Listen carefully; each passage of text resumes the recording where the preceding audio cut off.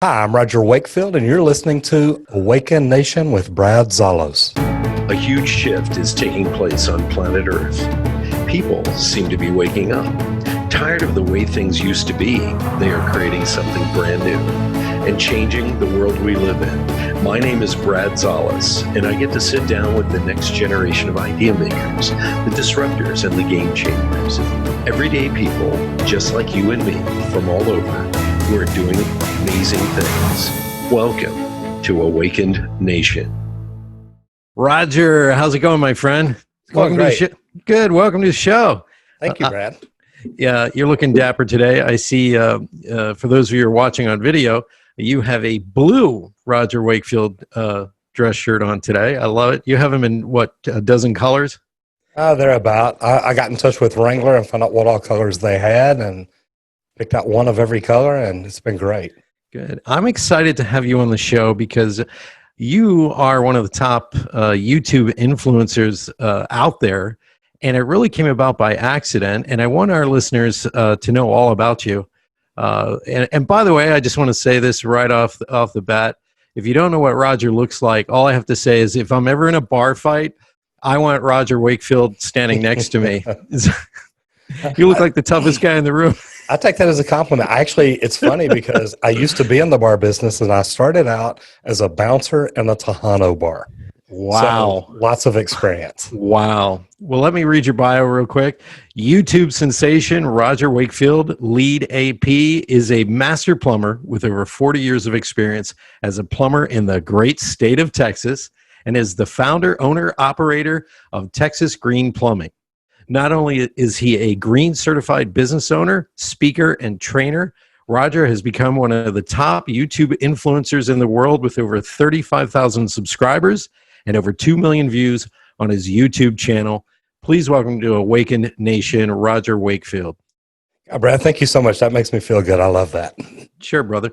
And I have to give a shout out to Leah Woodford. She's the one who introduced us. We were at her Smart Femme Summit, which she took online the other day. Which was an incredible 2-day event. And I loved what you were talking about. I tell you what, and you want to talk about Leah. Leah pivoted. We were planning on being there live, and she turned and said, look, with everything going on, we're going to go virtual. Here's what I want you to do. And I was so impressed by not only the way she did it, but the people that she had in there and the quality of people, including yourself. It was fantastic. It's amazing what Leah has done. I mean, she's probably retooled her business probably 3 times, and you have to admire somebody who does that to meet the needs of the marketplace. And your story, and I want you to talk about this. This was the compelling story that got me to say, I got to get you on the show because you were at a seminar, your wife called you, and there was trouble back at the office. You want to talk about that? I had got tired of getting ripped off by marketing companies. And being a plumber, having a plumbing company, you have marketing companies contact you all the time. And, my favorite one is they always call and they say, hey, this is Fred with Google. I'd like to talk to you about working on your marketing. Right. And it finally got to where I'd be like, okay, so you work for Google. And they're like, oh, yeah. Like, okay, so Google pays your paycheck. And then they start pausing. They're like, well, we work with Google.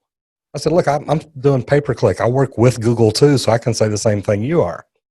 But it got so bad that literally we were paying marketing companies that would come in and say, look, we need to redo your website. We need to redo your SEO. We need to redo everything. Pay them a lot of money, and the phone would stop ringing. And it got bad. And luckily, my wife and I, we've been networking. We've been networking for years here in North Texas.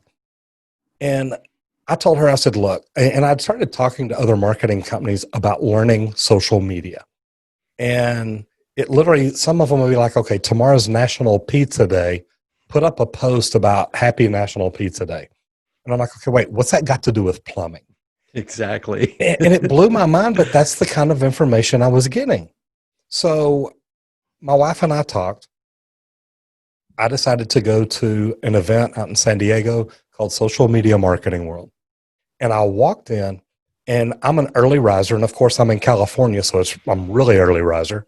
Right. And I get there, and I show up an hour before registration, but the doors are open. So I walked into the counter. I said, look, Can I go ahead and register? And the young lady says yes. And I sign up, and she looks down and says, okay, you're a plumber. I'm going to find some other plumbers for you to hang out with. And she scrolls down the list. She said, okay, there's no plumbers here. Wow. Who else would you hang out with? I said, anybody in the residential service industry, electricians, roofers, HVAC techs, painters, landscapers, it doesn't matter. And she scrolls down her list, and this girl looks up at me brokenhearted, Brad. And she's like, there's nobody here like you. And I smiled from ear to ear. And this girl looks brokenhearted. She looks at me and she says, I don't know who you're going to hang out with. And I'm laughing. I'm like, look, don't you worry about me. I'm going to be great. And the first day, I went in, and one of my sessions, or actually the first day's workshops, but I went in and there was a workshop by Pete Vargas. And I was really impressed and thought, man, this is great. The next day, I was walking in and I was headed to a specific class, and I walked by a placard outside of a room that said something like, how to get in front of your customers with video. Now, remember, I'm a plumber walking into a marketing conference. I literally thought, I'm going to learn to write posts better. I'm going to learn how to share stuff. I'm going to learn how to like and comment and friend people. And I'm going to learn how to do all that really, really good. Right. But I saw this placard and I thought, you know what? I'm going to go in there. And I'm ADD. So I'm like, I'm on the front row. I'm focused. I don't want anything moving or anything like that. And I'm watching this guy, and he gets up and he starts talking. And one of the first things that he says is, YouTube is the second largest search engine in the world. And I thought, this guy has no idea what he's talking about. YouTube is just where I store my videos. Yeah. And he went through his session, and I was blown away, and I decided I need to start doing video. Later that day, I'm in a session, and my phone is blowing up. So in between sessions, I walk out, and I call my wife. I'm like, hey, baby, look, man, I'm swamped. What's going on? And I mean, you could hear the tears in her voice. And she's like, Roger, I hope you learn a lot there, because we are probably not going to be in business when you get home Friday night. Whoa. And I'm like, wait, I'm at a conference. I've paid a fortune to be here. I'm out in San Diego. What's wrong? She says, look, the phones have just stopped. They are not ringing. I have nothing for the guys to do. And I mean, we still have a couple of calls come in because of our networking group. Thank God. Right. But I mean, when you've got 4 or 5 guys and you're keeping 1 or 2 of them busy, it's like, okay, something's wrong. So I told her, I said, baby, look, I'm at a marketing conference. I can't just leave. She says, no, stay there. You're already there. It is what it is. But I don't think we're going to make it. Wow. And, you know, look, we both have faith. She prayed, I prayed. But, you know, I told her, Brad, I said, look, we've been here before. We're going to make it. We're going to get through this. Let me focus on what I've got to focus on. But my whole mindset changed. It's like, look, I'm in a place where I have an opportunity to change my life, to pivot, to turn, to wake up and say, look, what can I do for myself? I'm tired of hiring other people to do things that apparently they don't know what they're doing. Tell me about it. It's scary. Well, how did you feel in that moment? I mean, you're at this conference. There's like hundreds of people around. Your wife's calling you, and not everybody can work with their wife. So I think this is a testament to your marriage and who you are and your faith. And you're just standing there, and you're finally talking to her. You probably had knots in your stomach, right? Knots in my stomach, tears in my eyes. I remember walking outside. It's in the San Diego Convention Center. So I'm upstairs, and I remember walking outside and just walking over and holding on the rail and just breathing. Wow. And it's like, okay, I've got to do something. Yeah. And I did. I literally, the first day that I was there, which I had never been to a conference like this. So the first day I was there, I'd opened up my book and circled every conference that I wanted to go to, every session. Mm-hmm. And, you know, it's just like the one we spoke in the other day. Different people are speaking on different things. Well, this conference is so big, there's probably 20 speakers at a time. So it's like, okay, I want this one, I want this one, I want this one. And I mean, I'm one of these people, when I walk in something like this, I'm here to learn. I always try to sit on the front row. I take notes, I take pictures, I do anything I can. Well, I had to leave early on Friday because I had a radio show in Dallas on Saturday morning, the Ask the Expert show. Right. So I got up that morning, went to it, came back to my office. Now remember, I had to leave early, so I'm on the plane and I am literally going through my notes. I'm going through my iPad. I'm looking at anything and everything I can. I did that again Saturday. Sunday morning, Julie and I went to church. I took her home and I came back to the office and finished putting all my notes together. So when they came in Monday morning, her and Will, my stepson, who had been helping me a little bit with social media. Of course, he's a millennial, so he can do all that. Yeah, they know that stuff. Man, they got it figured out. Right. When they came in Monday morning, after we got the guys out, I said, look, we're changing everything we're doing, and we're changing it right now. And I started implementing a plan to start doing YouTube the next month. We started doing research. We started making videos. And Brad, we've done 3 YouTube videos a month, every month since then, or every week, I'm sorry. 3 YouTube videos a week, every week since then. Now, we may miss one every now and then because, something happens, the video file got corrupted or whatever. But we got serious about it, and we got really, really busy, and it's helped. It's how we've turned our business around. That's incredible. Anybody who's a small business owner and you're listening to this, marketing seminars are incredible. And we all know there's like 3 parts to your business if you're an entrepreneur, and marketing and sales have got to go hand in hand. The third part is management, that's structure and everything else. But marketing and sales, marketing is romance. It's what people learn about you before you walk in the door. And if you get a chance, I want you to watch Roger's video. You know what I love about your videos, man? What's that? Say hello to everybody as they come on in the live session. And you like have a relationship with these people online, even though it may only be online, but you have like 35,000 followers who they take your information, they're down to earth, and you're giving practical advice, almost do it yourself for the plumbing world. The good thing about it is, look, the engagement. I mean, think about it, Brad. People buy from people they know, love, trust, and they're connected with. Exactly. And I love the fact that, I get to see who jumps in. I get to see who asks questions. And to be able to embrace that and communicate with them is huge. And that's one of the first things that first week, which I really didn't even know what they were talking about, but that first conference that I went to, the big things that they kept saying is, look, content is king and engagement is queen. And she wears the pants in the family. Now, I'm writing all this down, and literally at the time, I don't even know what they mean. It's like, okay, what is, content? Yeah, okay, what are my posts about?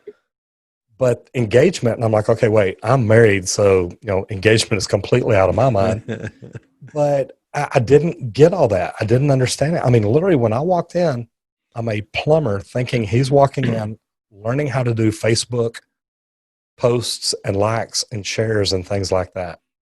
It blew my mind, the things I've learned, but not just there, along the way. Right. And we slowly get better. But the one big thing that I kept hearing at that first time was, take what you learned today and implement it. Start doing something now. And I did. And I'm so glad that I did. I love your videos. I mean, and they're incredibly practical. I watched the one on how you were handling poop. It was basically sewage lines. And you guys specialize in this at your company.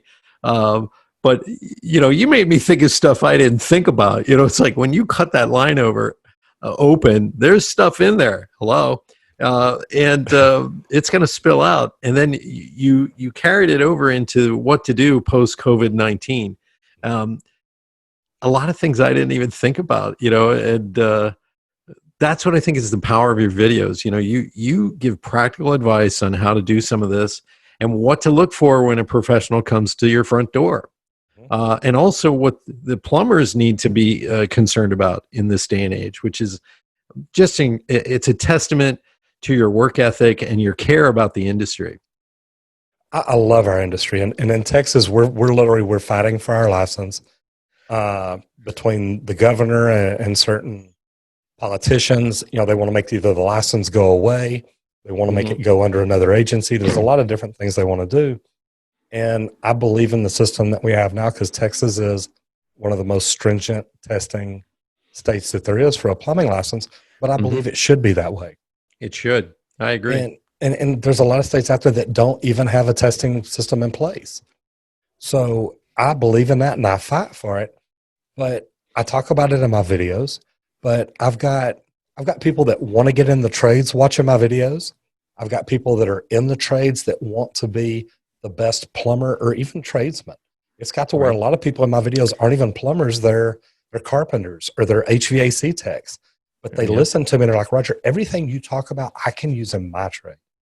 It's interesting. You talked about that in one of your interviews that even handymen were watching your videos, and handymen in Texas, it's illegal for them to do plumbing or crossover, but they were still watching, which I thought was very, very interesting. So you have, I guess what they call niche fans. They may not be plumbers, but they are in a particular niche that is associated, let's say, with plumbing. So I love watching that. I want to ask you this, and I've been wanting to ask you this since day one. You and I are old enough to remember the days when you went to high school. They broke up the curriculum into the trades. You know, we had Votech where I grew up. We had the Future Farmers of America. You know, I'm from a small town in Pennsylvania. Learned to hunt and fish. I became a model American. Absolutely. and went to church every Sunday. You know, the whole thing. But when we got to high school, they had all the, you know, the Votech. You went off and you learned your trade. Even in junior high, I was tested in welding, electrician, all kinds of stuff. And somewhere along the way, they stopped doing that, and they just kept telling everybody, got to go to college, got to go to college, got to go to college. And I grew up around hardworking farmers and plumbers and electricians, so I respect the working man and pro-union.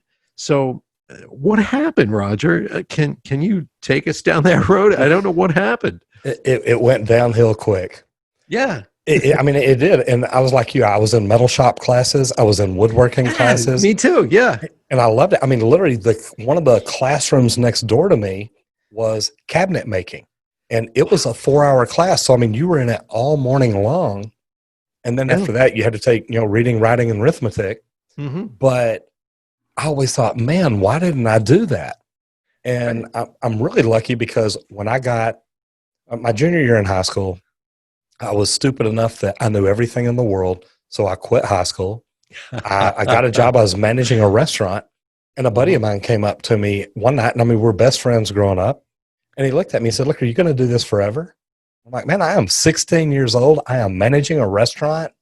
Life is great. And he looked at me and said, so who, in case you get fired, who's going to hire a 16-year-old restaurant manager? Man, I was just like, wow, I don't know. Well, he started telling me about his dad and his 3 brothers. And they were all plumbers. They loved what they were doing. Well, it wasn't much longer. I either got fired or quit, whichever it was, and I probably got fired. But I got a job with one of his brothers, and I thought, I really enjoy this. Wow. Now, I knew you had to have a high school diploma in order to get your license, so I went back to school, graduated with my class. But that's when I took woodworking, and I thought, you know what, I really do. I enjoy this. So here's what is wrong, and you hit it right on the nail right on the head. We started telling every kid, you have to go to college. Yeah. And we started making that such a big deal. We took trades completely out of the curriculum. I think that's sad.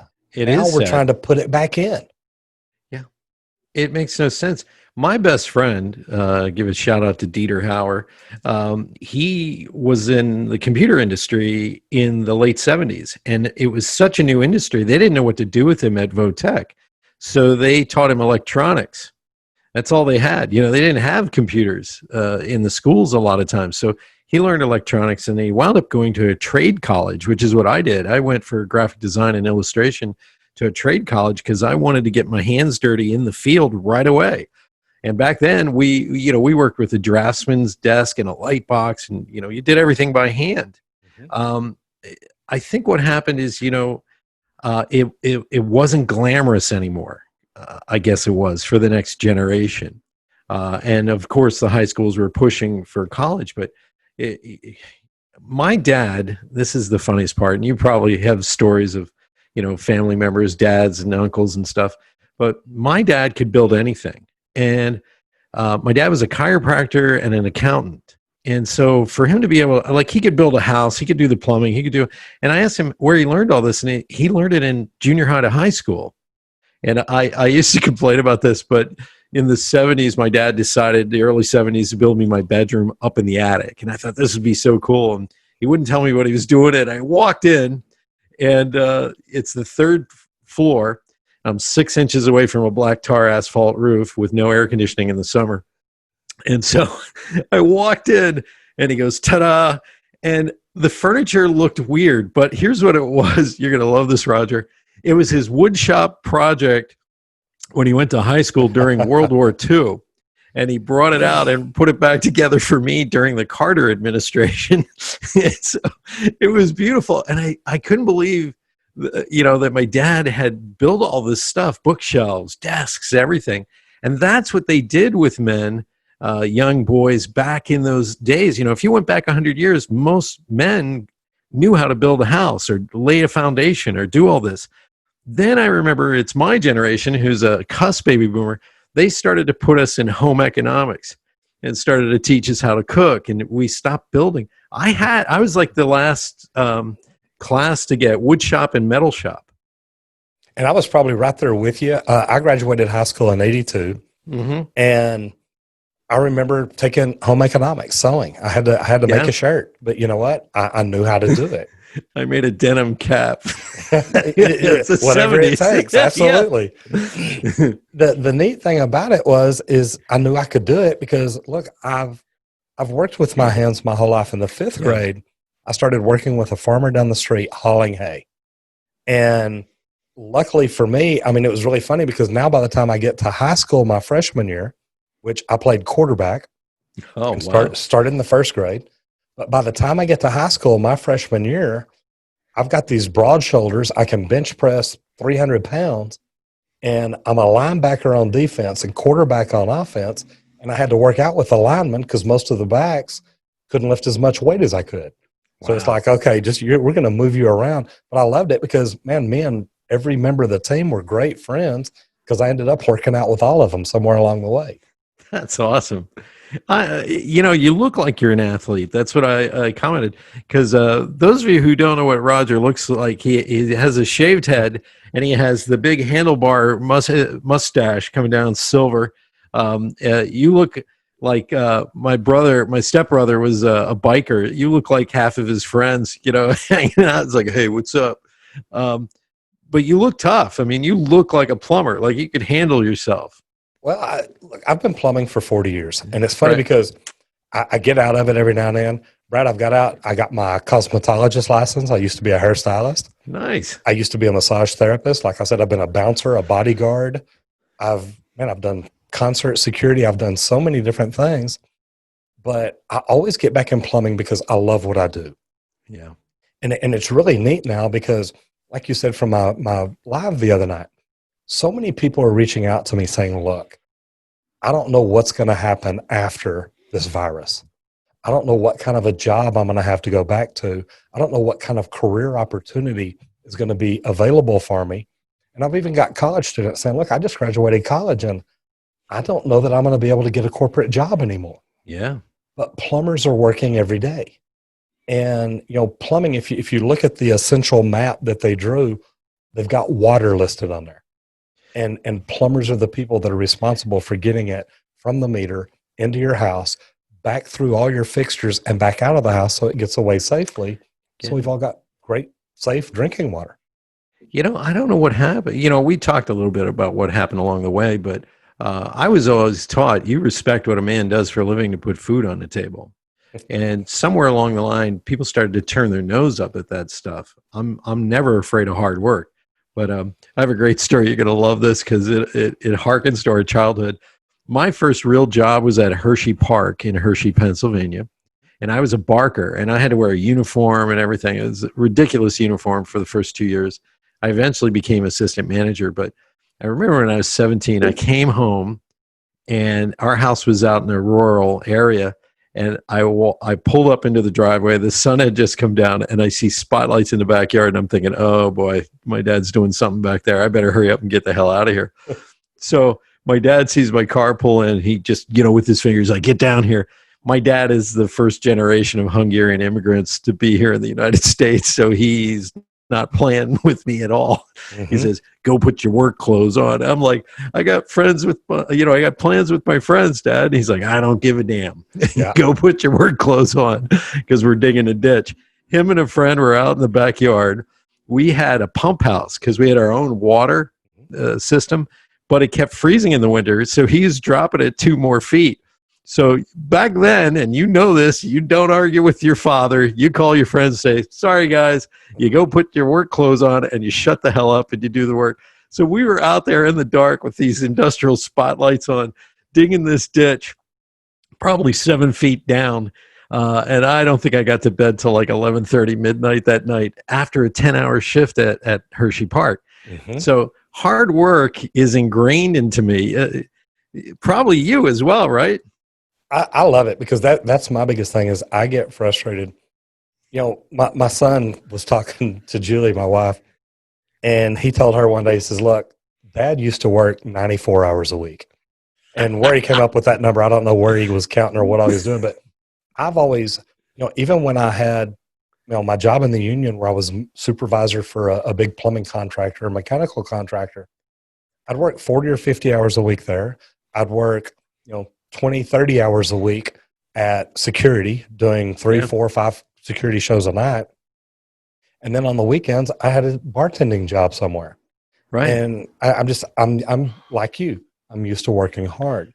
Yeah. But I was like you. My dad would call and say, "Hey, come over and help me work on the brakes." Or, it's like, "Well, Dad, I'm over at my friend's house." He said, "Look, come over and help me work on the brakes." Yeah. "Oh, okay, Dad, I'm on the way." So yeah, I get it completely. It wasn't a question. Let's put it that way. Well, and the farmer that I worked for down the street, we would literally, and I'm lucky because in the 5th grade, my parents built a swimming pool. And they Wow. called all us kids around. They said, "Look, we're either going to go on vacation like other families or we're going to build a pool." Well, we Yeah. had never been on vacation. So we're like, "Hey, let's have a pool." Okay, that sounds like fun. So they built a pool. And when I was working for that farmer in the summers, and remember, I worked from him from the 5th grade to probably about the 7th or 8th grade. And I worked for him all summer, every summer. Wow. And we would literally go out and drive a tractor during the day, rake, cut, bale hay, whatever it is.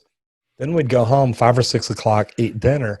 At 7 or 8, we'd go out and haul the hay. And we'd Yep. normally haul hay till midnight, somewhere around in there. Yep. Come back, get in the pool, get the chiggers off of us. You wake up the next morning, you go do it all again. Yeah. And you know what's funny? We didn't complain. We actually kind of enjoyed it because you were doing something. I mean, what were you going to do? Watch TV? We didn't have cable back then, Cable wasn't even heard of back then. And the power, I lived in rural Pennsylvania, and sometimes the power would just go out. So you're sitting around singing songs with candlelight, But I find this interesting, and you're working with your son. This is probably the best story as well, because we're talking about generational stuff, the work ethic, and I think it is coming back. But this is the best part. Your son helps with your videos, but he does these thumbnail picks, and he's a master at it. It seems like. He and it's funny, Julie and I got married 10 years ago. So this is Julie's son. So when I'm lucky because when I met Will, he was 14 years old, just moved back to town. Right. And him and Julie had lived in South Texas. Well, Julie lived in the same city I did growing up. So I've known her for years. We've just never been close, never been friends. We just knew who each other was. Well, when she came back to town and we got back together, when her and I get married, I become Will's stepfather. Nice. So I've watched Will grow up, and Will's got a great designer mind. He'd been a great graphics artist, something like that. But he went to school. He graduated from Stephen F. Austin, got a degree in international business, and he ended up coming to work for me. I said, "Look, man, I need help with social media." So he'd come help me do posts and things like that. We hired a YouTube coach, and you heard me speak the other day. Look, hire coaches, get the right people. They're going to help you grow no matter what. My wife and I, we've got a marriage coach. I've had business coaches. Michael Gerber, who wrote E-Myth, was one of the very first coaches I ever hired. Wow. And I know what I don't know, but I also know the only way to learn it is to get a good coach. So we hired one, and he's a master at thumbnails and probably one of the best people in the world at YouTube thumbnails, and he's trained a lot of the big YouTubers. So to see Will work with him and learn from him, I mean, I remember the day Jeremy called me and he says, "Look, y'all's thumbnails are getting better than mine. I really don't think there's anything else I can teach y'all on that." That's but good. It is. Will's done phenomenal at it, and man, he's going to keep growing. So it's really, really neat. You forced me to change my thumbnails. I just finished a course, a home study course, and I went in and I changed all the video thumbnails for all 10 videos. So it's all on you guys, because the click-through rate is higher when you redo the thumbnail in a funny way. And yours are hysterical. You're holding a wrench and then there's a little poop, emoji. There's faces. There's so many different things. And people laugh at me. They're like, because even now when we're at an event like that, when I go to take a picture with somebody, it's always like, it's a YouTube face. It's like, just make a face that people are going to be like, what is going on here? Yeah, you got to look at the camera and do something. Absolutely. Look at the camera. That's the key. Make it fun. Make it something people want to click on to see what would make you make that face. That is hysterical. Well, you've had some amazing views. What was the most views you had on a video?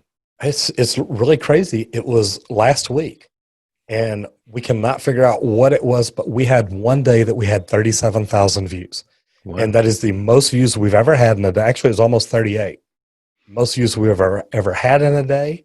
We didn't do anything special, but I mean, it literally went by. It went up so fast and came right back down and got right back to normal. So we don't know if YouTube saw it and started pushing it out. There's so many different things that can affect that you'll never know. But it was really neat to get that. It is. It's so weird. I just want you to talk a little bit about this real fast. The videos increased your business. Like, what percentage would you say pushed your business up just from the videos? Well, our business probably increases 5 or 10% a year. Right. And we're not advertising on Google. We don't do pay-per-click. We don't do any of that. We used to, because when you're working with marketing companies, that's their favorite thing. Let's just buy pay-per-click ads and make your phone ring. Right. I started learning, look, let's don't do pay-per-click. Let's do SEO and make it get found organically. And that way it rings forever. So we started doing the videos thinking, okay, we can at least introduce ourselves to people locally. And, you heard me talk the other day about social local growth. And that first time that I went to social media marketing world, everybody's saying, look, social media is great, but you can't just use it for local business. Right. We've proven that wrong. Yes, you have. Right. Yes, you can. And so it's not just that our business has grown. We don't do the pay-per-click anymore. We don't pay a marketing company anymore. We literally have taken social media in-house. And it's funny because now we have people across the country call us and say, hey, I want to learn what you do. Right. And it's like, man, this is just getting wild. And your phone rings off the hook now. I mean, you actually, you don't touch a job anymore. Is that correct? Or do you still go on site? I still have to. I'm short 2 plumbers right now. Right. And even this week, it's even worse because one of my apprentices is taking a course studying for an exam. So, I'm short people, so I still get out in the truck. But I think as Brad, look, I still love plumbing. And I mean, after 40 years, look, I do. But I'm one of these people. I believe in my trade. I believe in my profession. So I love to get out and help the guys, work with the guys. And sometimes if they're covered up, I'll go do jobs to take a load off of them. I love that about you. I've walked into businesses and I see the owner and the manager just barking orders instead of getting involved. And I love that about you. You're hands-on. I can see that. It's still entertaining to me. Yeah.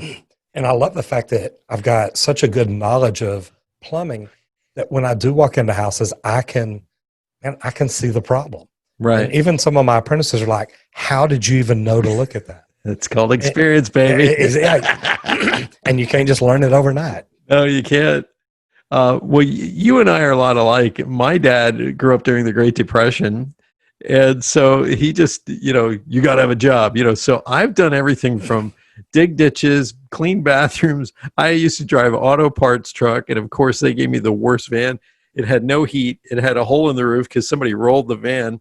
So I had to wear a down jacket and a thermos of coffee in the winter to deliver auto parts. And if you know auto parts guys, if you get the part wrong, they throw it back at you. You bet. And so I've had that. I've managed a comedy club. I've done stand-up comedy. I've washed windows. I've done everything. You name it. And it's all, I have to thank my dad for that, because that's just the way I think it should be. You should be able to get out there and work with your hands. I mean, I love working with my hands. That's the thing I think we've lost touch with in this country. It's really interesting because learning social media, I'm very involved with it too. Right. I did not want to just be the guy in front of the camera. And like I said, whenever I first walked into social media marketing world, my plan was not to even be in front of the camera. I was just learning social media. But now that I've learned it, I want to know more about YouTube than any other plumber. I want to know more about LinkedIn, which, I mean, we've been blowing up on LinkedIn, but it's because we're doing things that most other tradespeople aren't. And again, studied the algorithm to figure out what it is that they want. Part of my deal the other day, I said, look, no matter what platform you're on, figure out what it is that platform wants. Because when you start doing things that platform lacks, they're going to help promote you and help push you and help you get better. And it's huge. You're incredible. I mean, I noticed you first on LinkedIn. This is the funny part, like maybe a year or two ago. And then when Leah had you on the show, I was like, yes, finally, I get to hear this guy. I've watched some of your videos and stuff, but you're a natural, man. You really are. I never thought, if you'd have told me, even the day that I walked out of that event 2 years ago, Brad, if you'd have told me, Roger, you're going to blow up on YouTube, I'd have been like, there's no way. I'm a plumber. But I went to that conference again a month and a half ago, the end of February. And I don't know if you're familiar with Michael Stelzner, but Michael Stelzner hosts Social Media Marketing World. It's his event. He writes the Social Media Examiner. He's big in this industry. Wow. And literally during his keynote speech, he talked about me for about 5 minutes. Wow. And he's like, y'all, look, if you think what you do is not exciting, is not sexy, let me show you Roger the Plumber. And I'm just like, man. Yeah. But it's look, anybody can do this. And look at me, I'm a plumber that knew nothing about marketing. And in 2 years, I'm the fastest growing plumbing channel. I've been listed as one of the top 15 people to know on LinkedIn next to Mr. Wonderful and Richard Branson and Simon Sinek. And it's like, wait, do they know I'm just a plumber from Dallas? That's funny.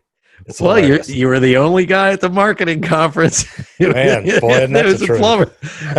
And that's a big thing in marketing. You want to be first to market and hopefully the only one for a long time. That's just the way it works. And sometimes, Brad, you just got to be the only one that shows up. It's so true. This is interesting because I fell accidentally into a niche part of graphic design, which is meetings. I was doing those big multi-million-dollar meetings for, like pharmaceutical companies and car companies. We used to build tracks to bring the cars out over the audience and spin them on hydraulics and pull them back. Big money. And I remember back then, in order to get the video tools we have today, in order to have basic stuff, it was a minimum of like 35 to 50 grand. So anybody who says they don't want to do this and they have all these excuses, hey, suck it up, man, because I have a $100 mic and a $75 camera. I got my laptop. You can do this. Trust me on this one. I got a question for you, man, brother, because I know you've been through the ringer. If you've been in plumbing for 40 years, what is the weirdest plumbing job you've ever had to do? Oh God, so many different ones. I guess the most honest is when I first started out. And if I'm speaking, Whenever I spoke at VidCon, one of the things that I talked about, and I don't even think I was on stage at this point, but somebody asked me about the same thing. Mm-hmm. And it's like, if I'm speaking on my own and telling a story, I literally remember when I first started plumbing, standing in a hole almost waist deep with raw sewage. And, Wow. it's one of those times you think to yourself, okay, it can't get any worse than this. Yeah. And, you were asking people the other day during your session, what is the word or what is the thing, the thing that clicked with you and how to start your story. And that's how I've started mine for years. I remember the first time I was standing in a pit filled with raw sewage, thinking to myself, it can't get any worse than this. But you know what? It can. And it can always get worse. And we may not always look at it that way, but that's the truth. Another good one is just within the last, I'm going to say 4 months, we got a call, and I was actually coming home from San Diego. And one of my friends who's a real estate agent she's in real estate. She just moved up to Boston. She had sent me a message or tagged me on a LinkedIn comment about a lady that had a leak under her house here in the Dallas area. She said, "Oh my God, you need to meet my friend, Roger." So I go over and first I call her on the phone. I'm like, "Look, I'm out of town." But I end up going over to her house. She's had another plumbing company come fix a repair under the house. Well, they came back and dug up under there to show it to her. Well, they charged her for fixing 2 repairs 2 different times. I can only see one. I do research, find out they didn't pull permits, they didn't get inspections, they didn't do this, they didn't do that. So I give her a price to fix everything. I get it permitted and inspected. During the repair, we noticed she's got another leak in another system. So we fixed the water line, but now she's got one on the sewer system. This turns out to be about a $40,000 job. We ended up replacing a lot of sewer main, most of the sewer main, or needed to, going back to the bathroom. She had another water leak. And this lady calls me one day, and she sends me a message. She says, "Look, please call me. It's nothing bad." And, you get those customers that you're like, "Look, you've had your heart broken, and there's nothing I can do about it." Right. So I called her. I said, "How are you?" She said, "I'm good." She says, I want you to know, I got a message from the insurance company today. They are paying for everything." And, she almost didn't call the insurance company, but it's one of those things where it's like, look, call the insurance company and just at least tell them, hey, this could be a problem. Right. And it has caused problems in your house, and it has done this. And explain it to her. And it's funny that, you walk in off of a LinkedIn message and you start looking at it, and it keeps growing and growing and growing. And then when you get that call, you think, okay, this lady's going to call and tell me, "Look, I'm losing everything. This job's way too expensive. It's killing me." Yada, yada, yada. The most grateful, thankful person I've ever met in my life.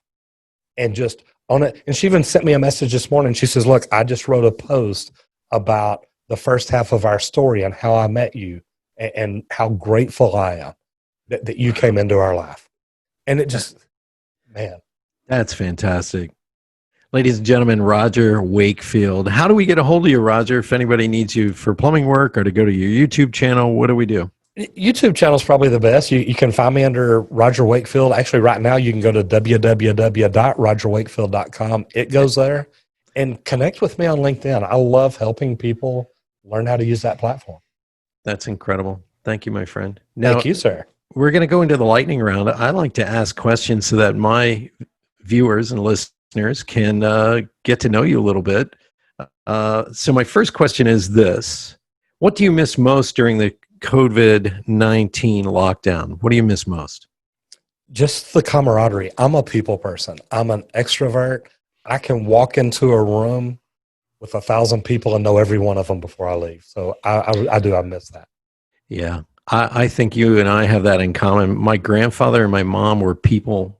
They were people persons. And my grandfather was a big band jazz drummer. And sometimes we were out and about when he was in his 60s and 70s, and we'd run into a trumpet player he knew in 1938. I love that. Yeah, we have that in common.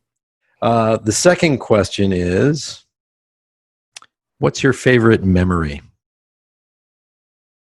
Oh, probably being in Austin with my wife. We had actually gone up to a rooftop one night, and it's crazy because this is just a random memory. But we had gone up to a rooftop one night at the Omni Hotel in Austin, and we're just standing there looking at it. And I mean, it's just one of those things and one of those views.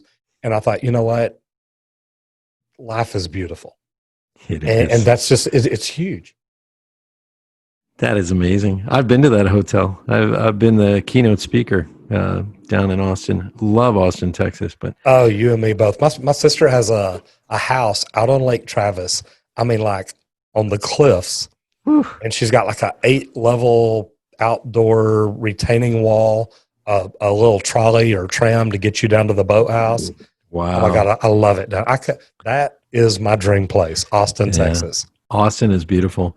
I love the variety of food. I've been on the main drag there where they have the food trucks and the restaurants and everything. And Absolutely. There was an Indian restaurant there. It had been an old bus garage and place where they fixed the buses. They cleared it all out, and where they had the buses sitting in the back, they put drapes and everything and a lounge in there, and you can order almost like tapas, but it's Indian food, and order a nice glass of wine or local beer, Lone Star, or you could just sit and relax and lounge. I think that's amazing. If you've never been to Austin, folks, you got to go to Austin, Texas. I love it. It is. It's amazing. My third and final question is this. What would people be surprised to know about you that we don't know about you? It's funny. It's the things that I've told you. I used to be a hairstylist, and I used to be really good at it. I actually apprenticed for one of the top hairstylists in Dallas. It was Michael's motorcycle. Right. And Michael tells a story about how he sold a motorcycle to buy this salon down in University Park. I used to be a massage therapist. I used to be a bartender, a restaurant manager. I love learning new things. And I think that's part of what all this social media, the YouTube, the LinkedIn, that's what's neat about it is I'm not just learning it now, but Brad, I'm finding a way to teach it to other people to help them and improve their lives. And to me, that's just, it's magic. It's a neat feeling. It is. I'm going to honor you with the title of most interesting man in the world. I don't always talk to plumbers, but when I do. I talk to Roger Wakefield. I love it. Roger, thank you so much for being on Awakened Nation. I appreciate you, man. Brad, this has been such a pleasure, and I do. I love your show. I've gone back and listened to some of the other people you've interviewed and had on there. You do a phenomenal job, sir, and your presentation the other day blew me away. So thank you. Oh, thank you. Thank you so much, my friend. Ladies and gentlemen, listen to this on YouTube or on iTunes, but tune in next week for another amazing guest here on Awakened Nation. Thanks, Roger. Thank you, sir. Thank you so much for being a big part of the Awakened Nation movement. This is how you can help me and our extraordinary guests. If you guys enjoyed this episode, please share it out on Facebook, Twitter, and Instagram. And let's grow this movement by word of mouth. Our success will be because of you. Thank you, and see you next week.